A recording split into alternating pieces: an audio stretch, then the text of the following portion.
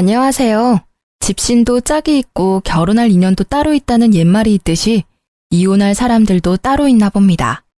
저는 현재 30대 후반의 여성으로 이혼한 지는 이미 꽤 시간이 흘렀어요. 가끔씩 제 옛날 이혼 이야기를 떠올려 보면 이제는 화가 나거나 열불이 나지는 않아요. 이혼 초반에는 떠올리는 것마저도 스트레스라 매일을 명상과 요가로 잡념을 떨쳐내는 데 쓰곤 했죠. 저에게 첫 결혼은 마치 폭풍 같은 것이었어요.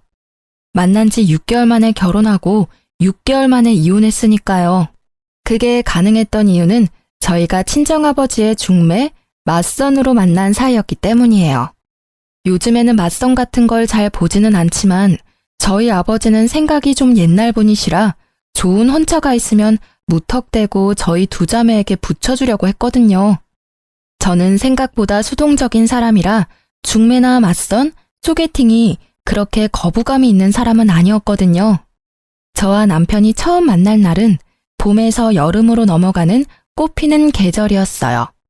남편의 직업은 의사였고 저는 일반 회사원이었죠. 아버지는 병원에서 남편을 보고는 결혼하지 않은 걸 확인하고 딸과 맞선을 보라고 권했고 남편이 그에 응해 맞선 자리에 나오게 된 거죠. 어지간히도 딸을 의사와 결혼시키고 싶었던 모양이었어요. 저희는 생각보다 많은 이야기를 나누었고 무엇보다 남편의 적극적인 구애로 만난 지 6개월 만에 결혼을 하게 됐어요. 친구들은 1년을 만나봐야 된다고 말했지만 남편과 아버지는 빨리 결혼하라고 부추기는 바람에 빨리 결혼하게 된 거죠. 시댁은 시골에서 농사를 짓고 계셨기에 남편 결혼에 도움을 주실 수 없는 상황이었고 남편은 개원을 앞두고 있어 모아둔 돈도 모조리 다 쓴 상황이었어요. 그래서 어쩔 수 없이 그 당시 제가 살고 있던 아버지 명의의 집에서 신혼살림을 차리게 됐어요. 그때 아버지는 의사 사위를 갖게 해준 저에게 그 아파트 명의를 제게 이전해 주셨어요. 그런데 결혼 전 딱 한 가지 걱정되는 게 있었어요. 남편의 비싼 물건에 대한 애정이요. 사치와 낭비라고 하면 좀 너무할지도 모르지만 제 눈에는 그렇게 보이더라고요. 지금 당장 돈도 없는데 엄청 고가의 물건을 사들이지를 않나? 무조건 좋은 걸 사야 한다고 하지를 않나? 저는 솔직히 일반 회사원으로 일했기 때문에 생각보다 소비 규모가 작은 편이었는데 남편은 그렇지 않더라고요. 빚뿐인데도 돈을 펑펑 쓰는 남편이 불안했지만 그 당시에는 알아서 잘 조절할 거라는 생각을 했어요. 혹시라도 조절이 되지 않으면 내가 조절해주면 될 거라는 오만한 생각까지 했었죠. 저희 결혼에 문제가 생긴 건 결혼식 바로 전날이었어요. 그날 남편에게 오래 사귀었던 여자가 있었다는 걸 알게 됐죠. 솔직히 예전 여친이 없었을 거라는 생각은 안 해요. 제가 첫 여자라는 웃기지도 않는 착각을 하는 것도 아니고요. 정상적인 성인 남자가 30대 초반에 첫 연애를 한다는 건 아무리 봐도 이상한 일이잖아요. 당연히 남편에게도 사귀던 여자가 있을 거라는 생각은 했는데 이건 시기가 문제였어요. 제가 그 여친의 존재를 알게 된 건 남편이 찍어준 제 웨딩드레스 사진을 보던 도중이었어요. 제게 폰을 맡기고 화장실을 가는 남편을 보며 저는 신나게 제가 입었던 드레스를 보고 있었어요. 그런데 손가락을 잘못 누르는 바람에 사진 휴지통으로 들어가게 되고 그 휴지통 안에 웬 젊은 여자의 셀카 사진이 있는 걸 발견했어요. 보통 휴지통은 30일 전 사진까지 저장이 되고 이후 순차적으로 삭제가 되는데 이 사진이 휴지통 안에 있다는 건 요 한 달간 만나서 사진을 찍었다는 게 되잖아요. 게다가 그 사진첩 안에는 둘이서 팔짱을 낀 사진이나 배경으로 유명 여행지가 찍힌 사진이 많았어요. 아무리 봐도 최근이라는 생각이 들어 남편이 오자마자 그 사진을 들이밀며 말했어요. 이 여자 누구야? 설마 바람핀 건 아니지? 팔짱도 끼고 여행도 같이 간 것 보니까 보통 사이는 아닌 것 같아서 묻는 거야. 진짜 다른 여자 만난 거야? 나랑 사귀면서? 아니야. 그런 오해할까봐 내가 걱정하긴 했는데 이 여자는 예전에 사귀던 여자애야. 헤어진 지는 벌써 오래됐고. 나 당신이랑 사귀면서 이 여자랑 관계도 정리했어. 그런데 왜 사진이 최근 거냐고. 사귀지도 않는데 팔짱 끼고 놀러가고 그래? 헤어졌다면서 웃는 얼굴로 사진도 찍고? 아니야.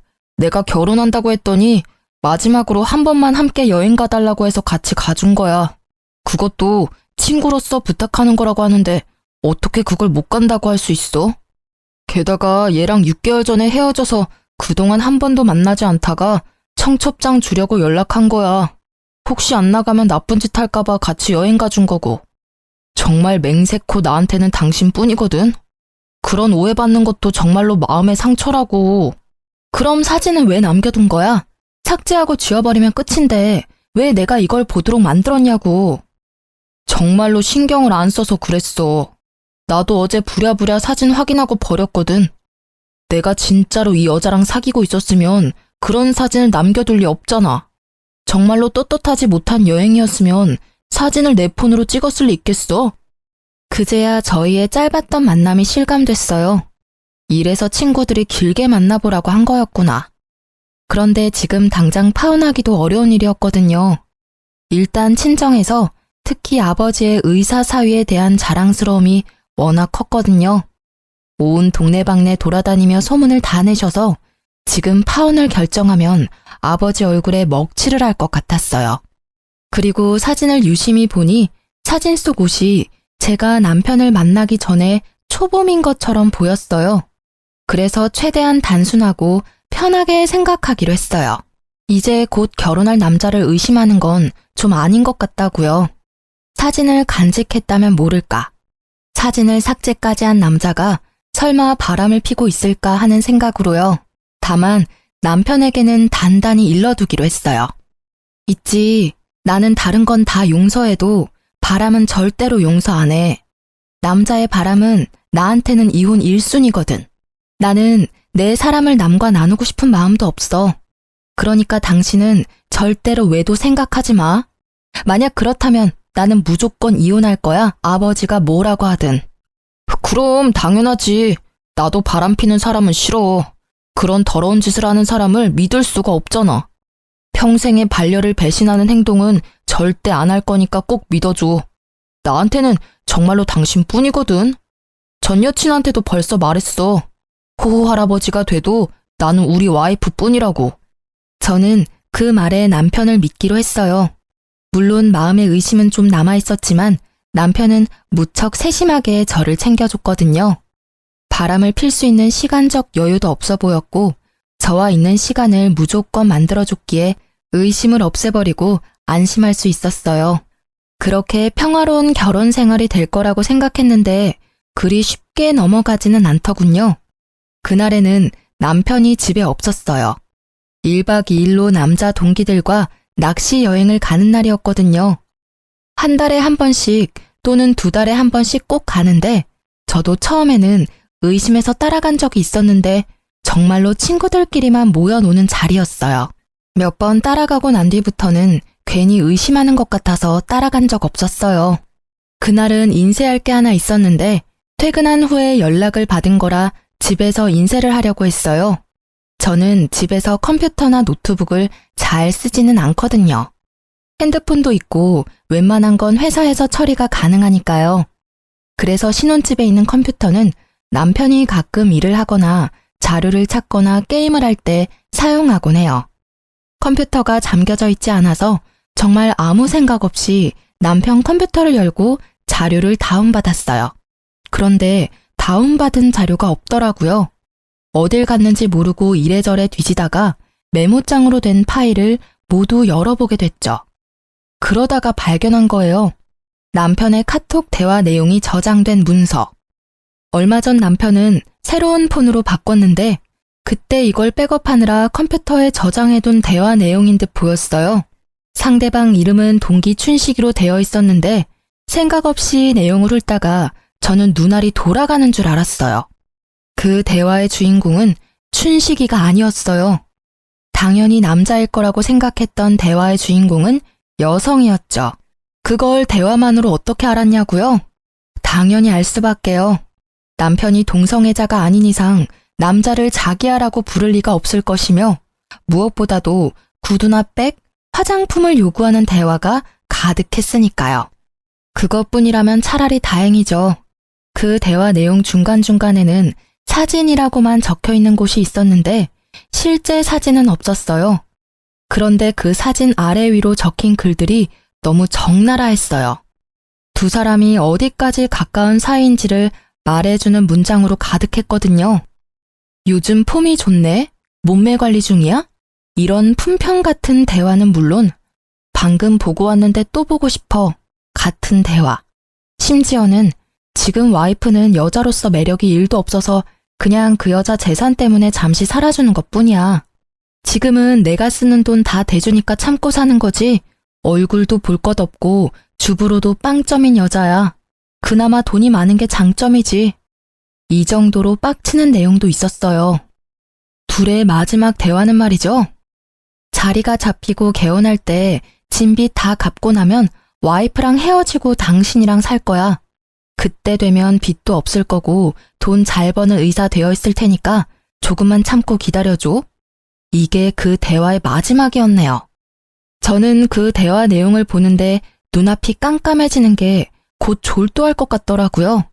손을 벌벌 떨면서도 정신을 애써 부여잡으며 그 메모장을 복사해서 제 폰으로 보냈어요.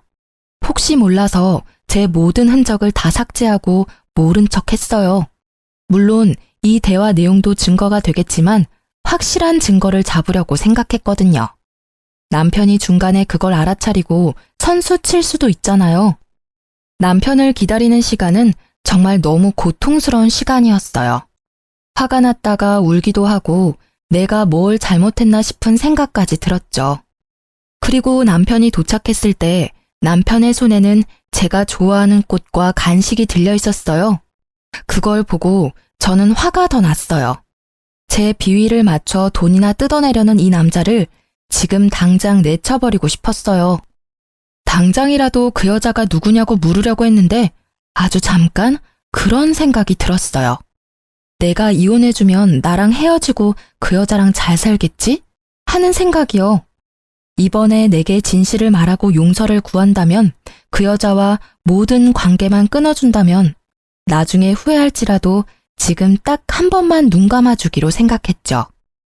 요즘 많이 바쁜 것 같네. 혹시 나 놔두고 바람 피는 건 아니지? 나한테 이렇게 잘해주는데도 당신 너무 바쁘니까 걱정되고 그래. 그 말을 꺼내고도 마음속으로는 제발 미안하다고 이야기해주길 바라는 제가 있었어요. 그럴 일 없어. 자기가 요즘 예민한 거야. 나한테는 당신뿐이니까 걱정하지 마. 알았지? 당신 좋아하는 마카롱이랑 장미꽃도 사왔어. 이거 보고 기분이 좀 좋아졌으면 좋겠는데. 궁금한 게 하나 있는데 당신은 나 어디가 좋아서 결혼하자고 한 거야? 특별히 예쁜 것도 아니고 음식을 잘하는 것도 아니고. 어디가 좋냐니. 난 당신이 상냥한 게 좋아. 내가 가끔씩 하는 어려운 부탁이나 요구도 다 들어주잖아. 이렇게 한 달에 한 번 친구랑 1박으로 놀러 갈 수 있는 남편은 거의 없지. 안 그래? 당신이 착해서 내가 이렇게 복에 겨운 생활을 하는 거니까. 그 이야기에 저는 그때의 대화가 생각났어요.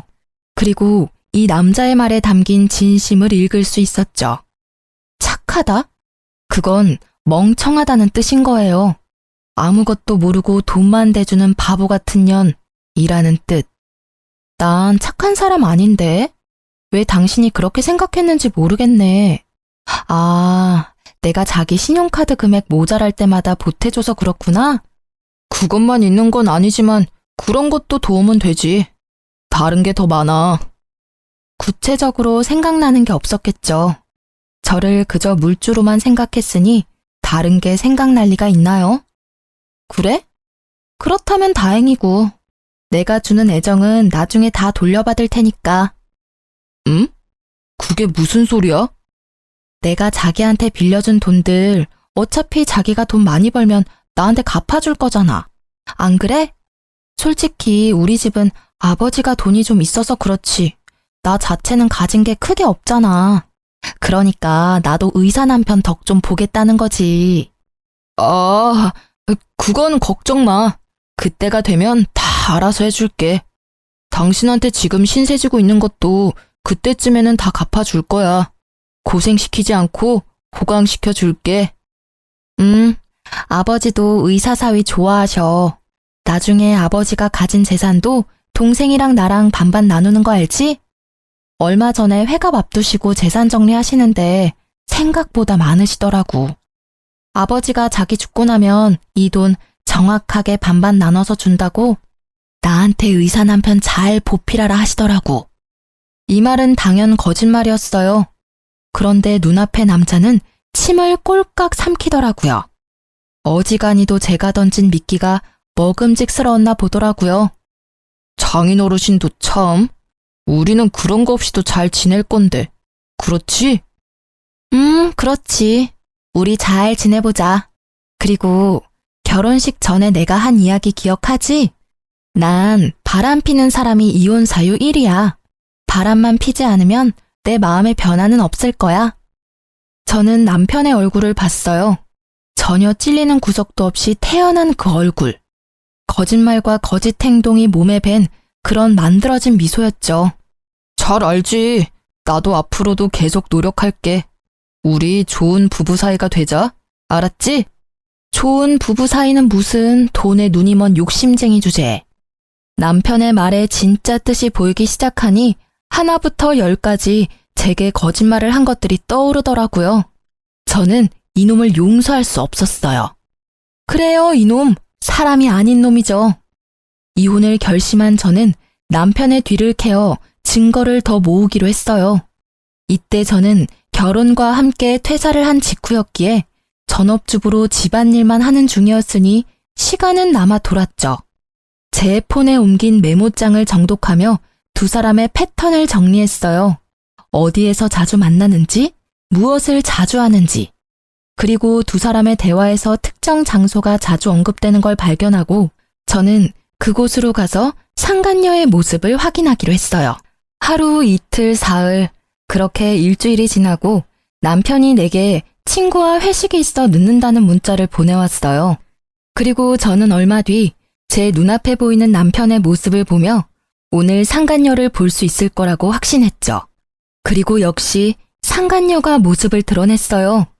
그 여자의 얼굴을 보고 저는 더 놀라고 화가 났어요. 남편과 오랫동안 만났다가 헤어졌다는 결혼식 직전에 제게 들킨 전 여친이었거든요. 소리라도 지르며 당장 뛰어가고 싶은 것을 꾹 참았어요. 참을수록 복수는 속이 시원하겠죠. 지금 당장은 바람난 남편 뒤나캐는 못난 여자처럼 보일 테니까요. 죽어도 그렇게 보여주기 싫었어요. 잘못은 남편 놈과 저 상간녀가 했는데 말이죠. 저는 그 뒤로도 그 여자의 뒤를 캐기 시작했어요. 그렇게 여자를 쫓아다닌 지 3일 만에 그 상간녀가 만나는 사람들을 보다가 아주 좋은 복수 방법이 생각났어요. 저는 그 자리에서 제 여동생에게 전화를 걸었어요. 그리고 이렇게 말했죠. 상견례 날 10분 정도 늦게 갈 거라고 말이죠. 사실 여동생은 그 다음 주에 상견례를 앞두고 있었어요. 여동생이 시집가는 그 집안도 교육자 집안으로 아버지가 좋아할 만한 교양 있는 분들이셨죠. 자기야, 내가 오늘 중요한 날이니까 시간 비워두라고 했지? 오늘 일정 있던 건 아니었어? 오늘은 일정 없어. 근데 오늘 무슨 날이야? 그건 도착할 때까지 비밀인데. 일단 정장도 입고 좀 꾸미고 와. 알았어. 어디 좋은 데 갈 거야? 싱글벙글 웃는 남편은 좋은 곳에 간다고 생각한 것 같더라고요. 격식 있는 옷을 입어야 입장이 가능한 곳이라고 생각했나 봐요. 저는 차에 타고는 일부러 내비의 주소를 입력하지 않고 직접 어디로 가야 하는지 방향을 알려줬어요. 남편은 귀찮아했지만 별말 안 하고 잘 따라왔어요. 남편은 이상하게 생각한 듯 했지만 그래도 무사히 상견례 장소에 도착할 수 있었죠. 제가 도착한 시간은 본래 상견례 시간보다 10분 정도 늦은 시간이었어요. 가게 룸에 모든 가족이 들어가 있는 걸 확인하고 안으로 들어갔어요. 남편에게는 들어가기 직전에 말해줬죠. 오늘 내 동생 상견례 있어서 온 거야. 뭐? 처제 상견례? 당신이 그걸 왜 비밀로 한 거야? 하고 애써 웃는 남편의 모습이 뭔가 찝찝해 보이더라고요. 아무래도 상간녀가 이번 주 상견례 있다고 이야기한 모양이더라고요. 이럴까봐 미리 이야기 안 한 건데 이때는 정말 다행이라고 생각했어요. 주인공이 다 모이지 않으면 안 되잖아요. 저와 남편이 들어가자 사돈 될 사람들 가족이 앉아 있더라고요. 그리고 그 자리에 상간녀도 앉아 있었죠. 제 여동생의 예비 신우였던 상간녀가 이내 제 남편을 발견하고는 얼굴에 핏기가 사라졌더라고요. 저는 제 옆에 선 남편을 보았어요. 남편 역시 무척 경직된 얼굴로 표정을 숨기지 못하더라고요. 여동생이 자리를 정해줬는데 하필 상간녀 바로 앞자리가 남편 자리더라고요. 서로 눈도 못 마주치고 삐걱대는 모습이 제 눈에는 얼마나 잘 보이던지. 이쪽은 저희 언니예요. 그리고 그 옆에 있는 사람이 저희 형부예요. 동생이 저희를 소개해주고 나서 저는 인사를 드렸죠. 그쪽 부모님께 공손히 인사한 후 저는 상간녀의 얼굴을 일부러 빤히 쳐다봤어요. 상간녀도 이상하다는 생각이 들었는지 제 눈을 피하더라고요. 안녕하세요. 근데 그쪽 여동생분은 제가 어디서 뵌 것 같은데. 저는 모르겠는데요. 아마 다른 사람과 착각하신 것 아닐까요? 상간녀는 재빠르게 모른다며 제 말을 끊어내더라고요. 저는 웃으며 답했어요. 저도 직접 뵌 적은 없어요. 그런데 사진으로 한번 본 적은 있네요.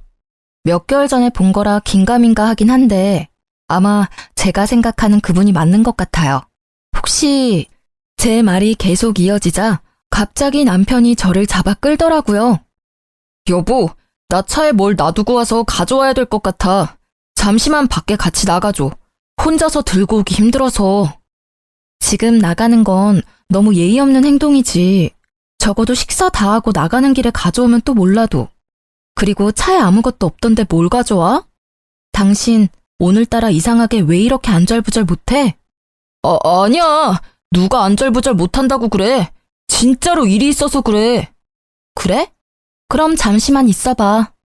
저는 저를 끌어당기는 남편을 잠시 멈추고 일어서서 여동생의 사돈어른을 향해 공손히 말씀드렸어요. 사돈어르신, 초면에 이런 말씀 드리는 것도 죄송하긴 한데 그래도 축하는 드려야 할 것 같아서요. 조만간 의사사위 생길 수도 있으시겠네요. 제 말에 사돈댁 두 분이 의아한 표정으로 저를 보더라고요. 남편과 상간녀 얼굴은 아주 망가졌고요. 그게 무슨 소리예요? 사돈처녀, 우리 딸은 아직 사귀는 사람도 없고 결혼 이야기도 없는데. 아, 모르셨군요. 두 분의 따님께서 현재 제 남편과 사귀고 있거든요. 저와 만나기 전부터 저와 결혼한 지금까지 매주 매달 지속적으로 만나고 있어요.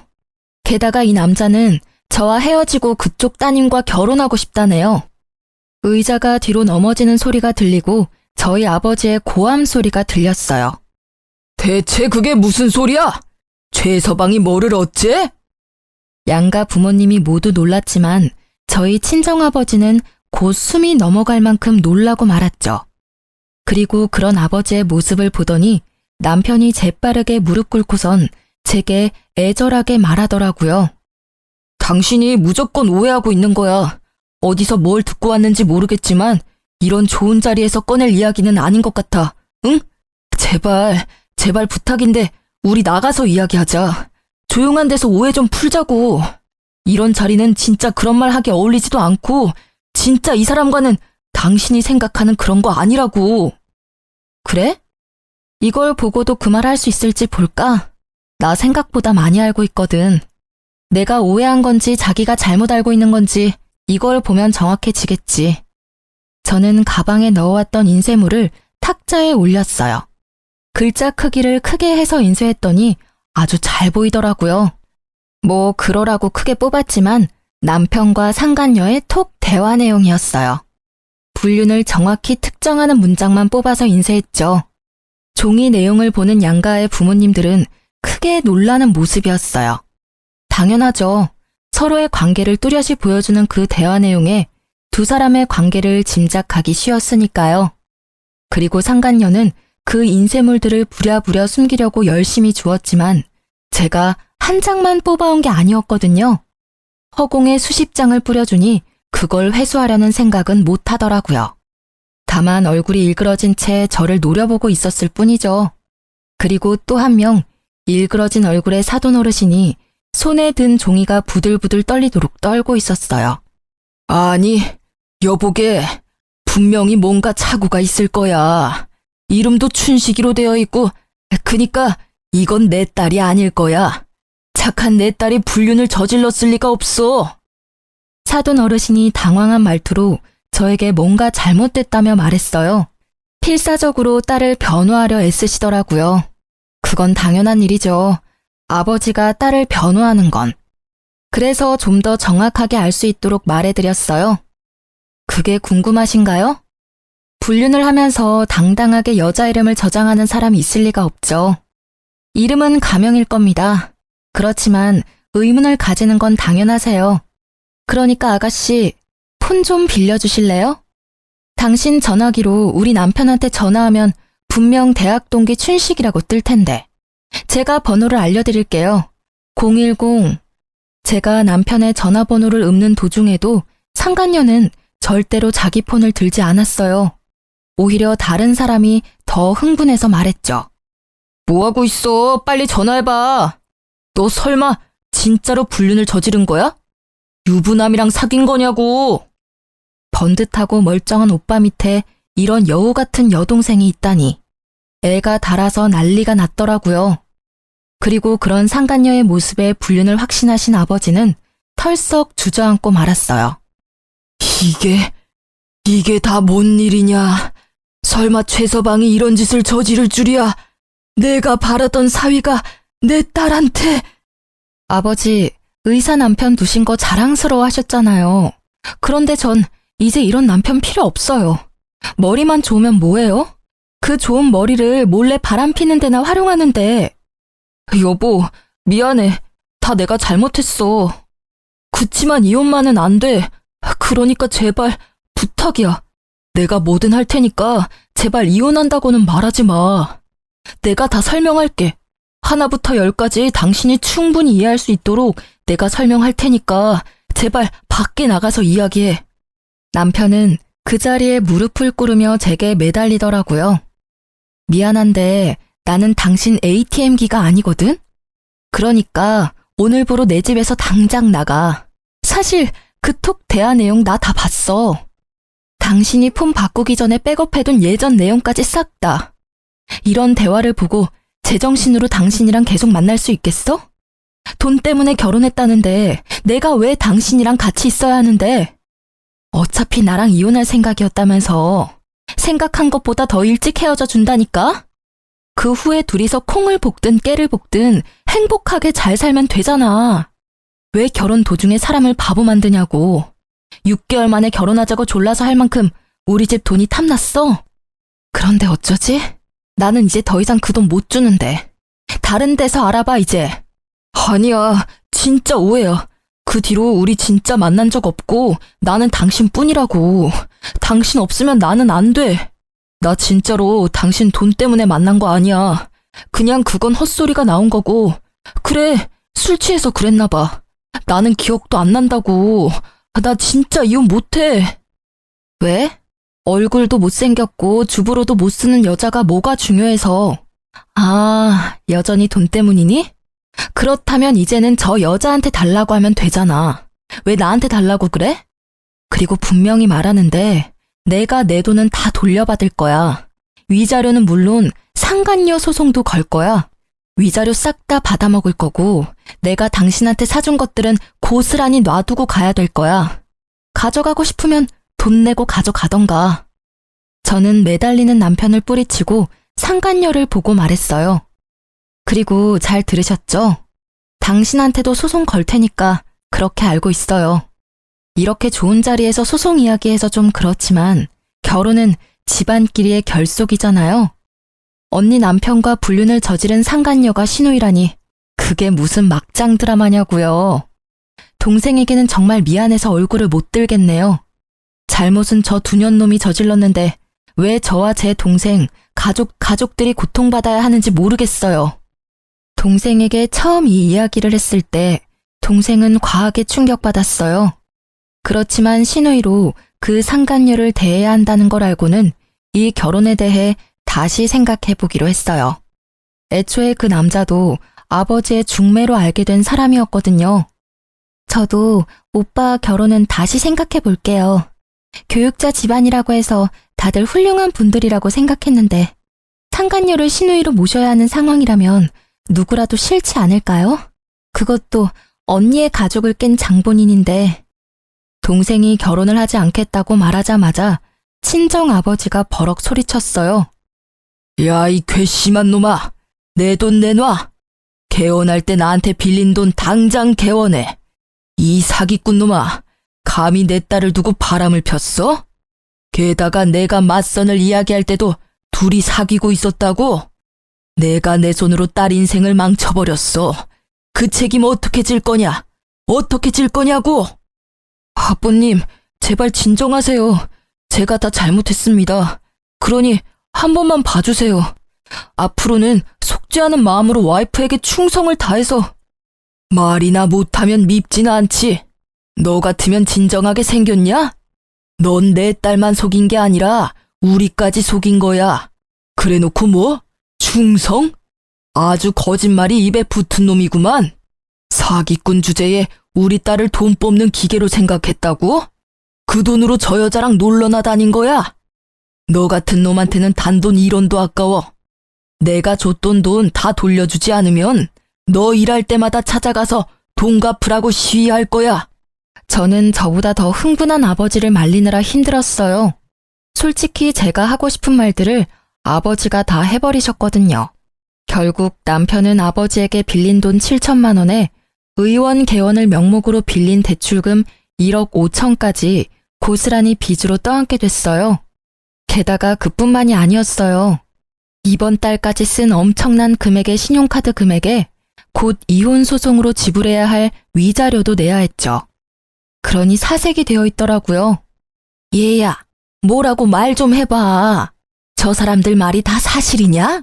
네가 진짜로 유부남이랑 만난 게 맞아? 어떻게 네가 그럴 수가 있어? 우리가 너를 어떻게 키웠는데? 저쪽 집은 저쪽 나름대로 뒤집어졌더라고요. 파혼당한 상간녀의 오빠도 자기 여동생을 추궁하더라고요. 너 때문에 내 인생 망했어. 지금 네가 저지른 일 때문에 내 인생이 얼마나 꼬인 건지 알기나 해? 미치려면 적당히 미쳐야지. 왜 남의 인생에 피해를 주고 난리야? 내가 뭘 잘못했는데? 난 잘못한 거 없어. 내가 먼저 사귀고 있던 남자였다고. 뺏긴 건 저 여자가 아니라 나라고. 그렇게 소리질러 봤자 유부남과 만난 미혼 여성, 그 부분이 변하는 건 아니니까요. 한참 바쁜 그 집 사람들을 놔두고 저희 친정 부모님과 동생은 밖으로 나갔어요. 제가 먼저 내보냈죠. 어차피 이혼은 제가 하는 거고 두 분 부모님이 너무 흥분해서 곧 쓰러질 것처럼 보였거든요. 그 뒤로 제가 밖으로 나오는데 남편이 저를 쫓아 나오더라고요. 여보, 내가 그 여자랑 헤어질게. 맹세코 그 여자랑 더 이상 만나지 않을 테니까 나 버리지 마, 응? 지금은 안 돼. 아직도 정신 못 차렸네. 그럼 헤어지겠다는 소리를 왜 밖에 나와서야 하는 건데? 헤어질 거면 그 여자 있는 자리에서 선언했어야지. 아직까지 그 여자가 신경 쓰이나 봐? 이 상황에서도 참 대단한 사랑이네. 그 여자가 그 헤어지자는 말 들을까봐 신경 쓰는 걸 보니 한 번 속았으면 많이 속은 거야. 두 번 다시는 안 속을 거고 당신이 진짜 그 여자랑 헤어진대도 나는 이제 상관없는 일이야. 우리는 이제 이혼할 거니까. 그리고 당신 얼굴 꼴도 보기 싫으니까 오늘 중으로 집에서 나가줘. 아니면 당신 물건 싹 다 용달차에 실어서 시골에 있는 시댁으로 보내버릴 테니까. 결국 제 으름장에 남편은 불이 나게 집으로 가 자기 물건을 챙기더라고요. 홈캠으로 보니 비싼 물건부터 쭉 쓸어 담는데 저런 본성을 내가 왜 여태까지 몰랐을까 하는 생각만 들었어요. 그리고 이후 전 남편은 연락이 없었어요. 그런데 의외의 사람이 저를 찾아왔더군요. 바로 여동생과 결혼하기로 했던 남자였어요. 상간녀의 오빠요. 그는 상간녀를 데리고 저를 찾아왔어요. 이렇게 찾아와 죄송합니다. 정말로 사죄의 말씀을 드려야 할 것 같아서 동생을 데리고 온 겁니다. 집안에 분란을 일으키게 돼서 죄송하게 생각합니다. 아, 뭐해? 빨리 사과드려. 우습게도 상간녀의 오빠와는 달리 상간녀는 상당히 삐딱한 모습이었어요. 왜 내가 사과해야 해? 그 남자는 내 남자였어. 이 여자가 나중에 와서 내 남자를 돈으로 꼬신 거라고. 게다가 이 여자는 돈만 보고 결혼한 물주였거든? 나만 사랑한다고 했으니 나한테서 남자를 뺏어간 건 이 여자지. 그리고 사과할 마음이 하나도 없어 보였죠. 저는 그 모습이 오히려 웃겼어요. 두 분 여기 왜 오신 건지는 모르겠지만 저는 이제 아무렇지 않아요. 저희는 이혼하기로 했으니까 당신은 제 전남편과 잘 만나시면 될 것 같네요. 그런데 그 남자 지금 한 푼도 없어요. 말 그대로 빈털털이죠. 저한테 다 털린 데다가 이번에 위자료도 내야 하거든요. 뭐 제가 불륜 피해자들 이야기를 들어보니 남편이 바람을 피면 상간녀 소송비를 남편이 대주기도 한다는데 그럴 돈은 없을 거예요. 그럴 돈 있으면 저희 아버지한테 빚부터 갚아야 할 테니까요. 상관없어. 어차피 자기 병원 가진 의사라 그 정도 돈쯤 금방 벌거든? 그러니까 오빠, 왜 날 여기로 데려와서 사람 짜증나게 하는 건데? 아빠도 그래. 의사 사위 두는 걸 남들이 얼마나 부러워하는데 칭찬은 못 해줄 망정. 그렇죠. 의사 돈 많이 벌어요. 그런데 그 사람 개원하느라 은행에서 1억 5천 빌렸고요. 저희 아버지한테는 7천만 원을 빌렸고 저한테도 2천 정도 더 빌렸어요. 그리고 유책 배우자라서 위자료도 상당히 나올 거고. 그 빚 청산하려면 1년 안에 결혼은 좀 힘들지 않을까요? 집을 팔면 되잖아. 그 남자 집이 평수도 넓고 꽤 노른자 땅에 있어서 돈이 된다고. 아, 그 집이요? 그 집을 자기 집이라고 했나 봐요? 그런데 어쩌죠? 그건 제 아버지 거였고 지금은 제 명의로 되어 있거든요. 결혼 전부터 아버지 명의였으니 그건 재산 분할에 들어가지는 않을 거예요. 그리고 아실지는 모르겠는데 그 남자 씀씀이가 좀 해퍼요. 이제까지는 제가 신용카드 값을 많이 메워줬는데 지금부터는 당신이 그 일을 해주셔야겠네요. 저번 달 건 카드빚이 거의 2천만 원이던데. 뭐 사랑한다면 그 정도 돈쯤 내줄 수 있죠. 안 그래요? 제 말이 계속될수록 상간녀의 얼굴은 하얗게 질려가기 시작했고 결국 마지막에는 그렇게 제잘거리던 입에서 아무 말도 나오지 않더라고요. 그리고 상간녀 오빠는 그 와중에 저에게 어필하더라고요. 이 못난이는 제가 교육을 잘 시킬게요. 그러니까 제발 제 결혼을 어떻게든 되돌려줬으면 좋겠어요. 솔직히 저는 아무 문제가 없는데 동생 때문에 이렇게 된 게 너무 억울하잖아요. 그쪽 말씀도 이해는 가요. 그치만 저희 아버지가 워낙 지금 이 사태에 분노를 하셔서요. 상간녀 당신이 호적 파이고 남이 되지 않는 이상 제 여동생과의 결혼은 아마 불가능할 거예요. 남이 되더라도 이미 서로 간에 안 좋은 이미지만 쌓여서 그쪽 부모님들도 저희와 다시 연을 맺고 싶지 않으실 거예요. 저는 상간녀의 오빠에게 그렇게 말해줄 수밖에 없었어요. 이 남자가 제 여동생을 더 많이 좋아한 듯 보였어요.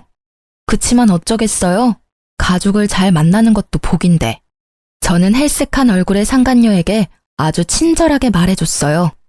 상간녀님, 참 좋으시겠어요? 그렇게 사랑에 맞지 않는 남자와 다시 결혼할 수 있는 기회가 생겼잖아요. 그치만 그 사람에게 빚이 많으니까 그 빚 다 갚을 때까지 힘들게 살다가 결혼하시면 될 것 같네요. 근데 또 모르죠? 저처럼 돈 뽑아주는 기계 노릇만 하다가 돈 다 갚고 버려질지. 그건 그때 가봐야 아는 거니까 지금을 즐기세요. 이제 그 남자 솔로거든요. 뭘 해도 법에 걸리지 않잖아요. 그쵸? 제 말에 상간녀는 기분이 상한 듯 자리를 박차고 나가고 상간녀의 오빠도 부랴부랴 동생을 따라 나가더군요. 그 이후로 두 사람에게서 연락은 없었지만 나중에 들은 소문으로는 상간녀는 집에서 의절당하고 다른 지방으로 이사 갔다고 하더라고요. 그리고 1년쯤 지났을까? 백화점에 갔다가 우연히 전 남편과 마주친 적이 있어요. 여전히 비싼 브랜드만 골라서 구경하고 있더라고요. 제 버릇 남 못 준다는 말 틀린 거 하나 없어요. 아직 저와 아버지 빚을 다 갚지도 못한 주제에 고가의 물건을 사는 버릇은 고치지 못했더라고요. 일부러 다가가 아는 체 했어요. 이런 곳에서 다 보네? 잘 지냈어? 그랬더니 제가 들고 있는 봉투부터 보더라고요. 결혼 시절 전 남편이 갖고 싶다며 노래를 부르던 그 고가의 시계였거든요. 어머, 이런 데서 만나네? 잘 지내? 아, 이거 역시 알아보네. 1년 전이었으면 당신 것이 됐을지도 모를 시계야. 지금 재혼한 남편 생일 선물이거든. 뭐? 1년 만에 벌써 재혼? 너 설마 나 만나고 있던 동안 바람 폈어? 맞바람이면 나만 이런 고생하는 건 좀 아니지 않아?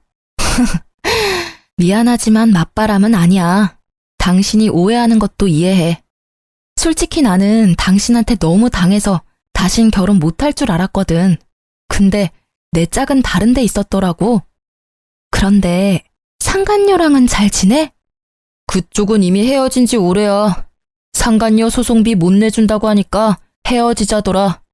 너 그 여자한테 뭐라고 말했어? 뭐 사실을 말했을 뿐이지.